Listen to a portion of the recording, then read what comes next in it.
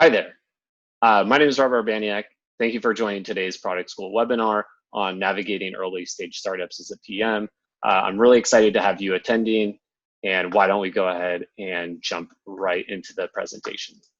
So navigating early stage startups as a product manager, I really jumped into this webinar and this presentation actually with myself in mind. So this is a presentation I wish I had seen about 5 years ago when I was starting off my career as a product manager and just jumping into the early stage startup scene. So I really think the content here is going to be relevant for any aspiring product managers who might be listening, any product managers who are early on in their career, or really any PM who's thinking about making the move to an early stage startup. And I think one thing I want to maybe set clear as a definition right here at the start is, what do I mean when I say early stage startup, right? Am I talking seed, pre-seed, Series A, Series D, growth? Like, what are we talking about? I think there's a lot of different ways to define an early stage startup, but I think the simplest explanation and model that we can work with today is really a startup where we're thinking about roughly 30 employees, maybe up to 40, maybe 50.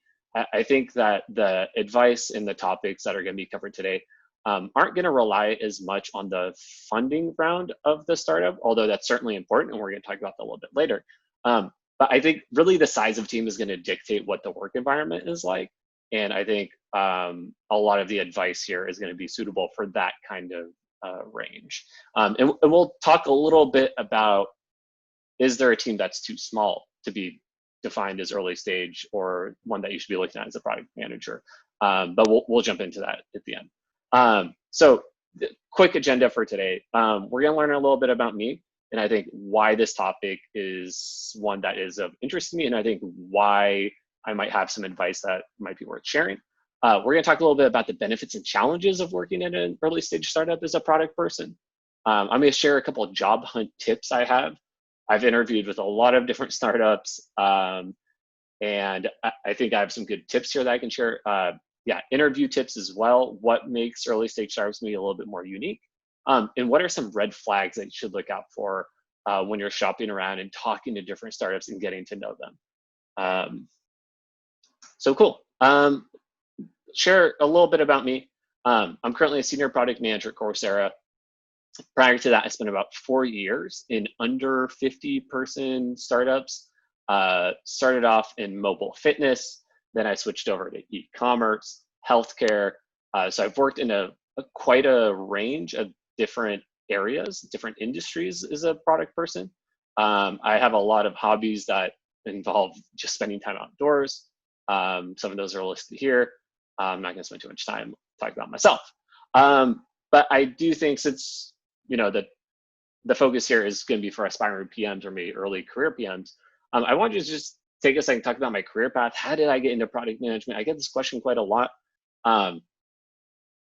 So wasn't always working in product management. I've held a variety of different jobs while in college, before college, and even after college.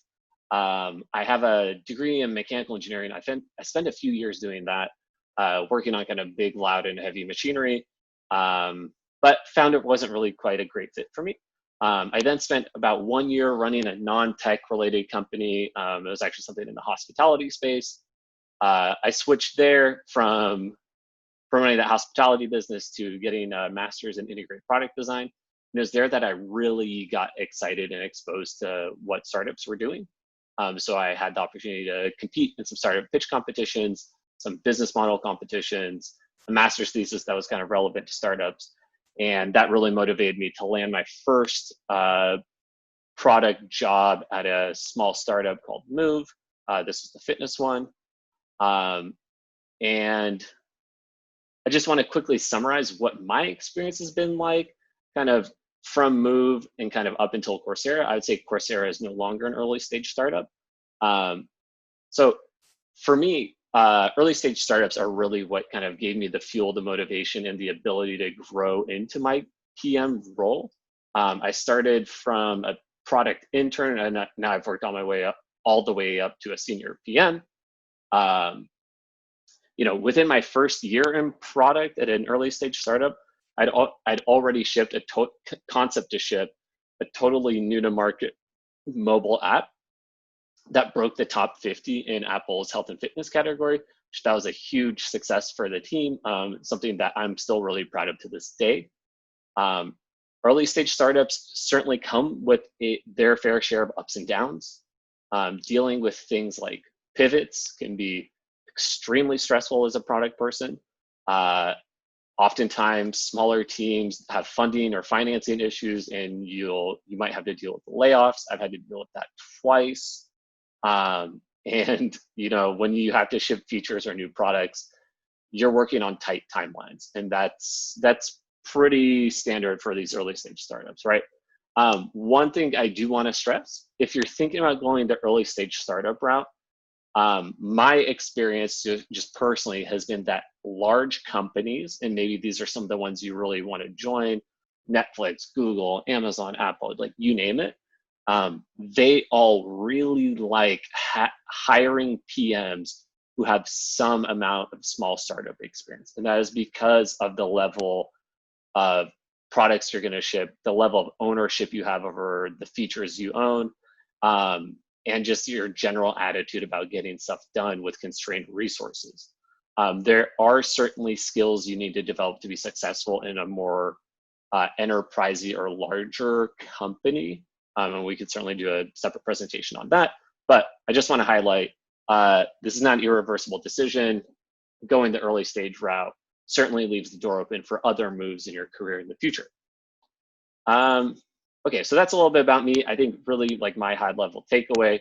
So let's jump into what are some of the benefits and challenges of joining early stage startups, especially as a product person. So like I mentioned before, this is going to be fast paced. You're going to get to do a lot of exciting things in a really short amount of time. You're going to be shipping new features daily, weekly. If you decide you're going to build a totally new product, like this is something that's happening in months and not years, right? Very execution focused, and you're gonna build out your resume or your portfolio of features you've launched very quickly. I think another key benefit here is the number of hats you wear, right? The number of roles you're gonna get exposed to. As an early stage PM, you're gonna be running your own research. You're gonna be wireframing your own features. You're gonna handle customer service for the same features you ship. So if something breaks, you're sure you're gonna hear about it because you're gonna be the one that has to deal with those customer complaints. You're gonna be filing those bugs and making sure that those things get fixed, right? You might be writing your own marketing materials, right? You're gonna be doing your own QA. You're gonna be testing these features, right? That's something I personally really like, is getting that wide exposure to all these different roles and kind of becoming like a product Swiss Army knife. Assuming that you're joining a startup that you are passionate about and it's one whose mission you care about, and we're going to get into those kinds of things a little bit later. The time commitment here, like you just feel like you're spending your time doing things you enjoy doing, and you're hopefully doing them with people that you enjoy spending your time with. Smaller startups start to feel more like a family, and hopefully spending your time doing things you like is something that brings you joy, right?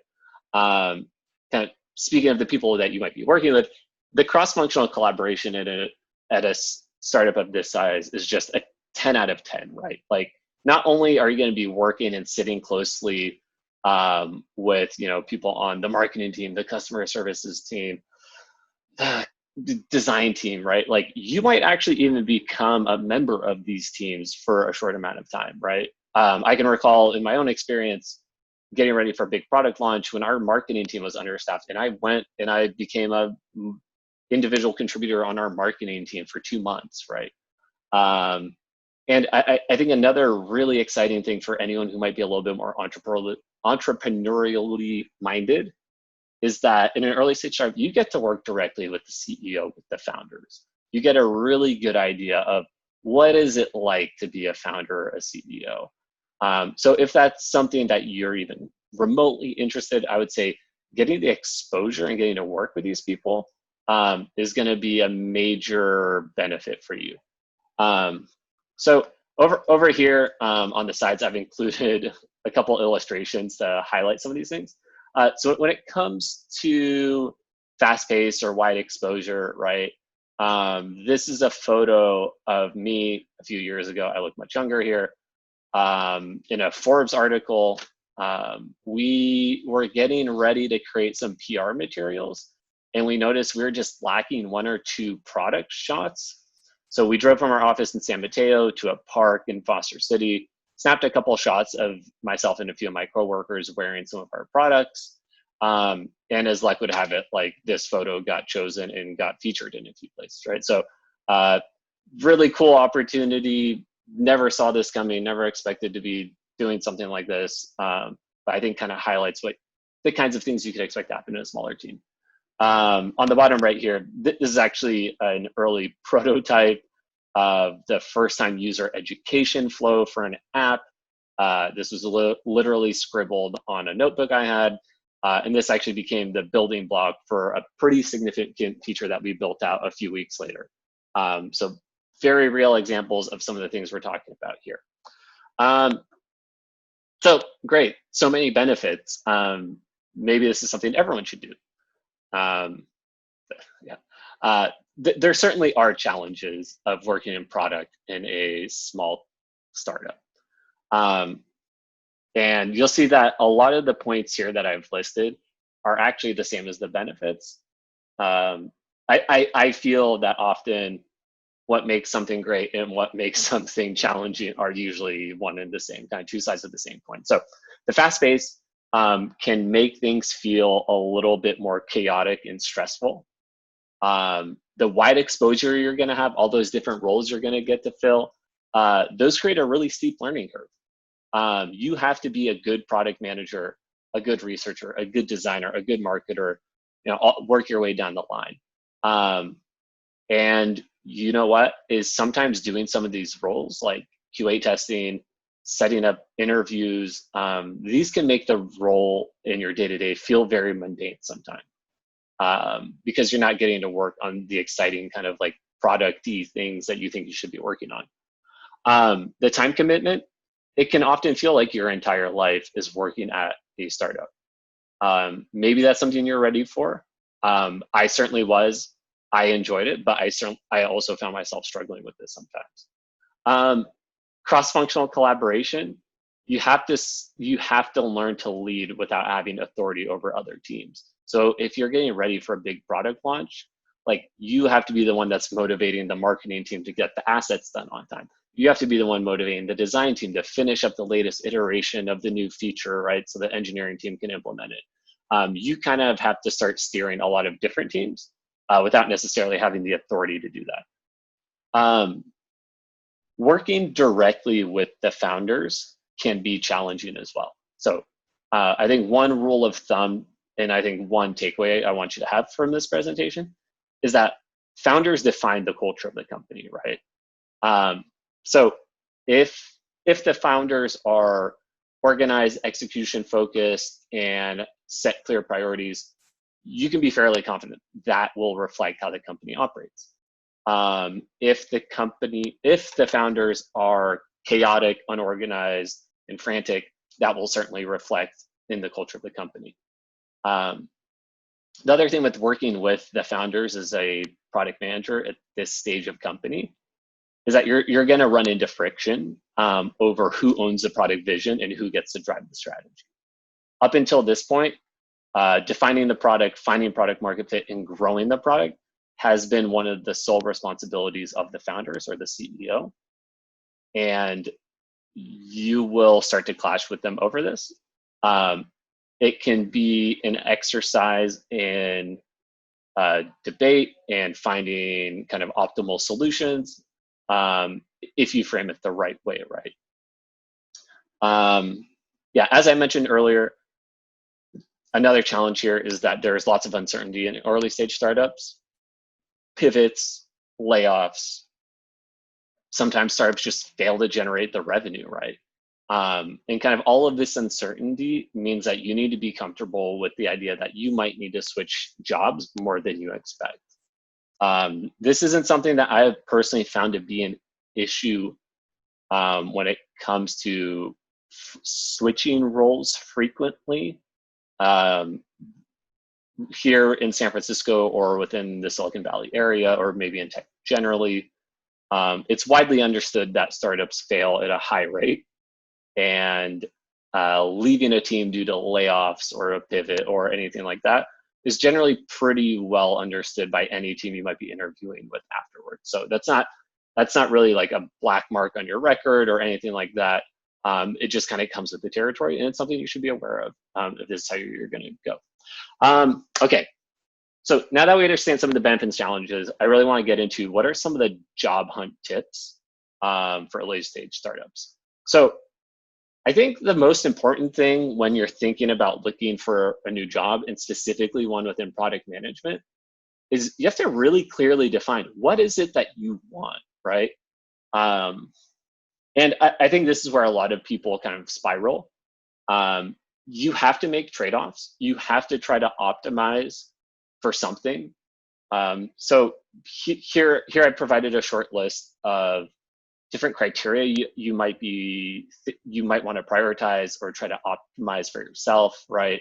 For example, are you just trying to get the highest salary possible, or are you really looking for a startup with a company mission that you can really get behind? It certainly doesn't need to be either or, but I think that you should have a priority for yourself.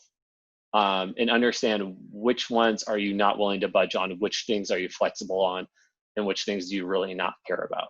So for me, getting my first startup PM role, I was really optimizing for the company mission and internal growth opportunities, right? Like my first product role, I was a product intern straight out of grad school. I didn't really care about the title, the salary, anything like that. I just knew I want to join a startup that is open to helping me grow into becoming a product manager. And I wanted to do that somewhere where I had a passion for the mission of the company. So that's an example of how you might go through something like this. I think it's also really important to understand your strengths. By benchmarking your strengths as a product manager or aspiring product manager, I think you can focus the job hunt and your career growth a lot better.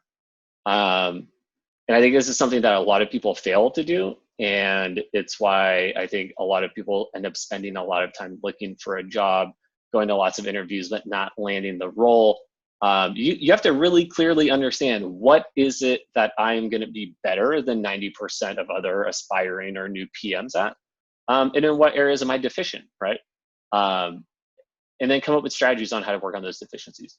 So what I recommend for this is, please Google SVPG scorecard or SVPG developing good product managers. Silicon Valley Product Group, I think, is an excellent resource for understanding how to develop and grow as a product manager. And they have tons of stuff out there for free. And I think they offer the gold standard in terms of benchmarking your strength. So understand what you want, understand your strengths, and then start looking for roles. Sounds really easy, right? I think first you should, given your strengths and kind of the priorities that we set at the start, I think identify the industries that you're interested in and that you already have a good understanding of. If you're passionate about personal finance, that's great. And I think you should really try to find a startup that's working in personal finance. For me, it was fitness and healthcare and health and wellness. So that's kind of more where I tended to focus. Especially as an early PM, I think being passionate and already knowledgeable in the industry that you want to work in is a huge leg up. And I think makes you really much more attractive to early stage startups. Early stage startups will also struggle to find good talent, and having job postings on things like LinkedIn, Indeed, Glassdoor actually costs money, which is not something that a lot of startups have in abundance. So I always recommend to check out free job posting boards. I think Angel's List is an excellent resource for early stage startups. Also, all the VCs, accelerators, 500 startups, Y Combinator, Sequoia Capital, anyone who works with early stage startups and finances them will have job posting boards on their websites. And I think these are great resources. Again, these are free to the startups, so they post things here that you might not find on paid job posting boards. Now, as you're kind of going through these and finding roles to apply to, I really highly recommend, and I actually think that this is a requirement for these kinds of roles, is you have to customize your resume for each role, for each application you're sending out. If you have a generic product management resume that is not industry specific or role specific, if you're not talking about the specific needs of the company or of the job posting that's being provided, I think your chances of success are pretty low, and that you really should pause and take the time to customize your resume. You'll find that you don't need that many different versions of it, but taking the time to do it will, I think, really help you get through that interview funnel much smoother. I also want to just say that looking for a role takes longer than you might expect. It can be a little disheartening sometimes. You might face a lot of rejection, especially as an early or aspiring PM. Just be patient. If you find yourself going for a few weeks, a few months, and you're starting to get burnt out, take a break and come back to it. If you find you're not getting traction with the interview process or job applications, please send your resume out. Ask friends, family, anyone you trust to give you feedback on your resume. More feedback will never hurt. You don't have to take all of it, but you should have the feedback. If you can get it to someone who works in product, a PM, a director of product, like that's great. But even if you can't, if you don't know anyone who does that, just send it out to anyone who will look at it. The last thing I kind of want to mention here is that if you can't find or land a PM role that you think is a good fit for you, you might want to be open to just joining a startup, early stage, 10, 15, 20 people in an adjacent role, a role that often works with product, and just make it clear to the founders like where you want to grow. Founders and startups exist out there that are open to this kind of growth. I've seen it happen a number of times. And I think it's an avenue that more people can think about exploring. Okay, so in the previous section, we were talking a lot about how do we find jobs, how do we like apply to jobs well. So let's talk about some interview tips. You have to do your research for early stage startups. I mean, really, I think this is just general product management tips, but understand the market. What is the product they're building? What problems is it solving for whom? How big is this potential market? And how does it compare to its competitors? These are really core questions that you should understand. And if you aren't researching these, then I really just think it shows up when you're interviewing, and it's going to rub a lot of teams the wrong way, right? I also think this is really important for you to understand when we get into the red flag section that's coming a little bit later. Before your interview, use the product. Assuming it's a consumer or enterprise product, something with a free trial maybe, try to get your hands on it. If you can't actually get your hands and use the product, try to find some press releases, some demo videos, promotional materials, things like that, and get a really good sense of what the product experience is like. What is the product good at? What is it not good at? And if you were a product manager on this, like, what would you think about working on first? Understand the team. Who are the founders? Like, what did they do before founding this startup? Who might you be reporting to? This is all generally available information on tools like Crunchbase or LinkedIn. It doesn't take long to figure this out. And I think it's very critical for you to do before starting the interview process. On Crunchbase or TechCrunch, you should also look up when was the last time this startup raised a round of funding, and how much money did it raise and what was the evaluation.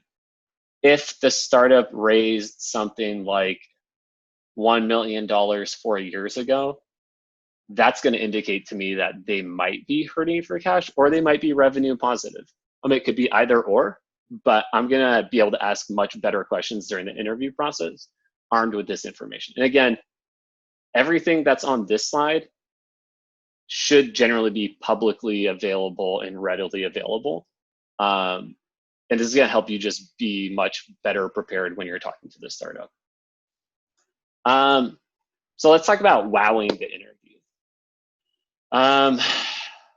You know, I've had the opportunity to interview and hire other PMs. I would say at early stage startups, it's much more important. And I would say, honestly, in some ways, it's a little bit easier to wow the interview process. And the first thing you need to know, and this is in the previous section, is you need to be able to, and this actually even applies if you have no formal product experience or if you're very early in your PM career, is you need to understand, define, and communicate to the team what unique value can you bring to them. Don't sell yourself short.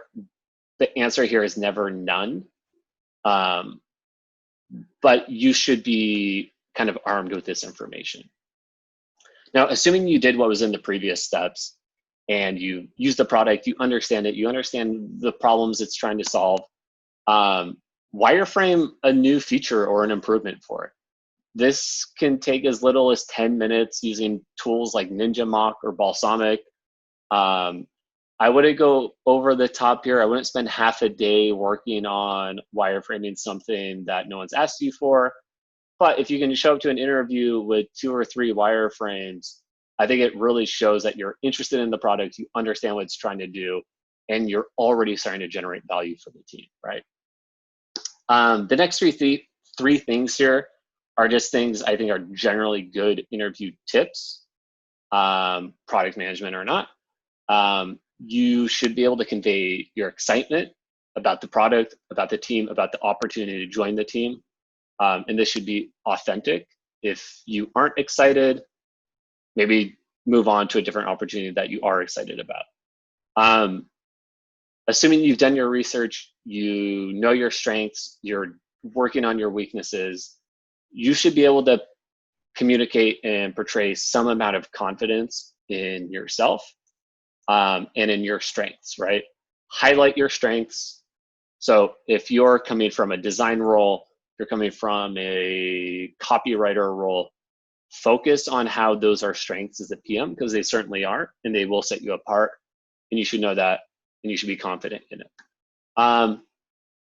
The last thing here is honesty. None of us are born as product managers. Even senior PMs, directors of product, VPs of product, we all have things that we're working on and trying to improve, right? No one is this fully well-rounded product person with excellent research and qualitative and design and computer science skills. We're all a work in progress. You don't have to know everything. You don't have to be able to answer everything. It's better to say, hey, I don't know, rather than to try to kind of finagle your way into an answer during an interview, because I think that's something that founders and other product people can sense out very quickly. So yeah, hopefully those are all good tips. These are just some 10 questions that I keep written down for myself to ask during startup interviews.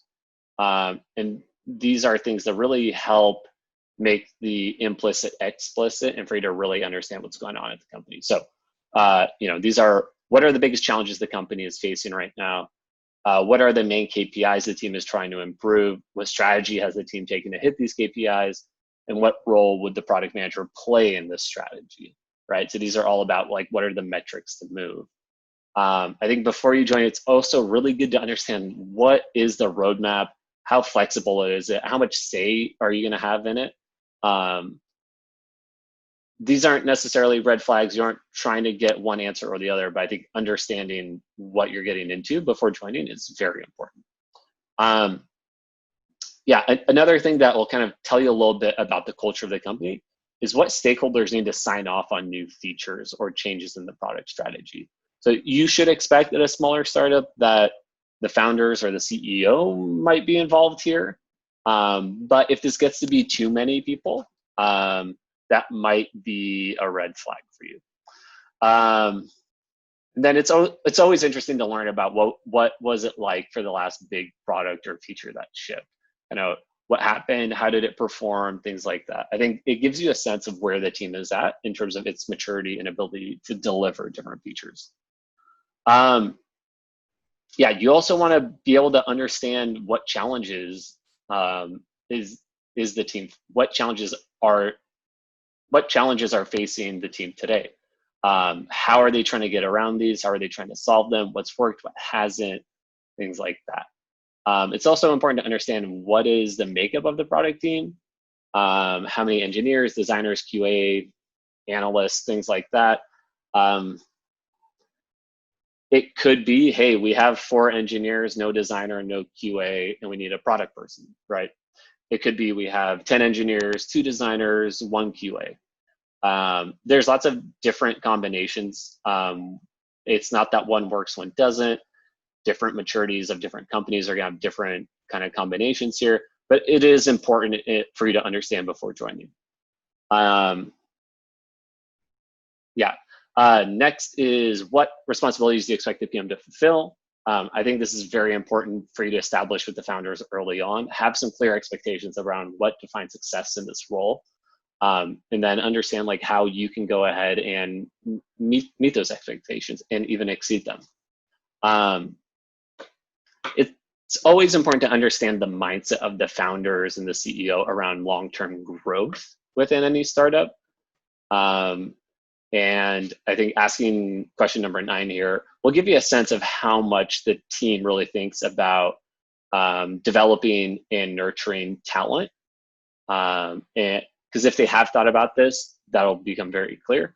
If they don't have an answer, that might be something you want to watch out for. And then lastly, like what does the reporting structure look like for this role? If you're joining a team that is under 30 people, you should be reporting as a product person to either a head of product, VP of product, something like that, or directly to the founder or founders. If there's too many layers of abstraction in a small team between you and the founders, that might be something to watch out for. But in general, these are 10 great questions to ask. This certainly isn't exhaustive. I'd be curious to hear your feedback. Do you think there's anything big that I'm missing here? All right, last section here. This is all about red flags. Huge disclaimer on this. Like I said at the beginning, this is a presentation I wish I had seen about 5 years ago. And everything we're going to talk about here is just based on my own experience and judgment. I am sharing these not because I think they are absolute rules, but because I'm hoping I can save you a little bit of headache. But please use your best judgment. And definitely seek advice from other experienced PMs. I don't claim to know all of the answers about early stage startups, but this is just a little bit about my experience. Okay, so what I've learned to watch out for. The first is an office that's too big or too nice, or other indicators that a company at this maturity level is spending in an irresponsible way. A lot of early stage startups don't spend money wisely, especially after raising a big fund. This can certainly be an excellent time to be an employee there because of the perks and the benefits. You're getting free lunches, you're getting snacks, things like that, right? My experience has led me to have this as the #1 red flag, because this is likely going to lead to layoffs, downsizing, and losing all of those perks that you were so excited to have. It's really unfortunate, but this is something that plays out fairly often with early stage startups. Red flag #2 for me is first-time founders. There are definitely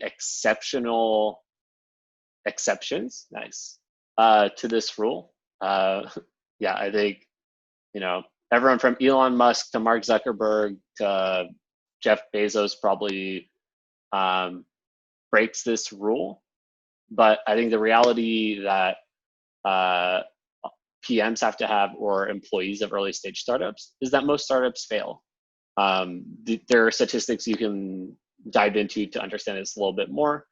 But it often takes founders more than one try to run and exit successfully with a company. And very few get it right on the first try. So a first-time founder is something I watch out for.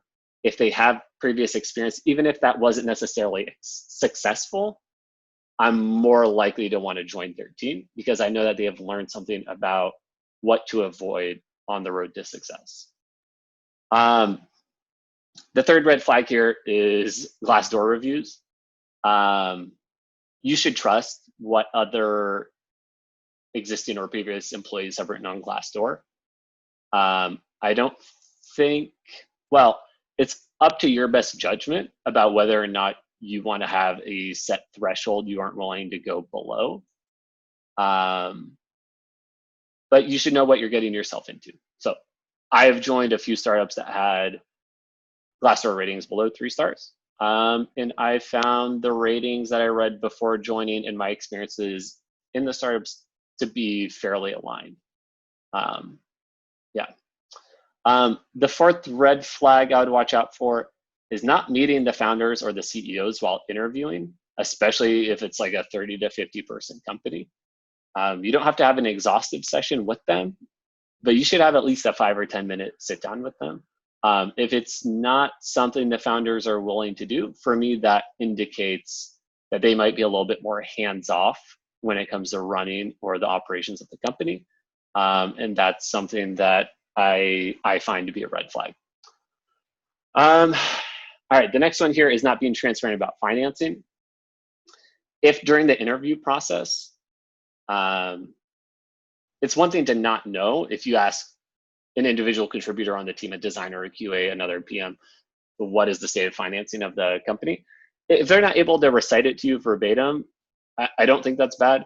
I think if you're asking the hiring manager or the founders about financing of the company, and they aren't able to give you a clear, articulate answer about runway, the last evaluation, things like that, that is a big red flag.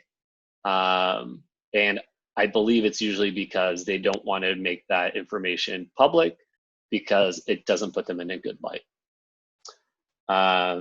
The sixth red flag is high turnover. So if you are interviewing at the company and everyone has only been there for a couple of months, but the startup's been around for a couple of years, and maybe you go on LinkedIn and you look and you find, hey, most employees don't stay here really more than 3 or 6 months. That should be a red flag, as that might not be a startup you want to join. The seventh red flag for me, and this can either reflect the company or your ability to be a good PM in it, but if the product or market is too complex to understand, so if someone starts throwing out buzzwords, for me, I've had this happen around crypto, blockchain, two-sided market, things like that. It's clear to me I can't understand what they're doing, and I don't think I can contribute to the mission or the vision of that company very well. And so I'm going to go ahead and just excuse myself from something like that.